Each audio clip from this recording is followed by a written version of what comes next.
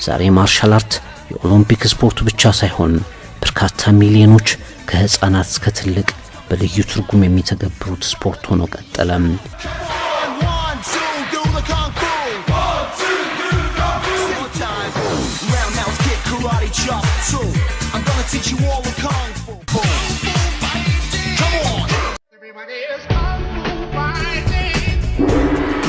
በዓለም ላይ እጅግ ብዙ የማርሻል አርት ስር የሚካተቱ የስፖርት ጥበቦች አሉ። በጣም ብዙ ህፃናት፣ ታዳጊዎች፣ ወጣቶች በተሻለ ስነ ምግባር እንዲታዩ በሚል ወላጆች የማርሻል አርት ጥበቦችን ለልጆቻቸው ለማስተማር ሲተጉ ይውላሉ።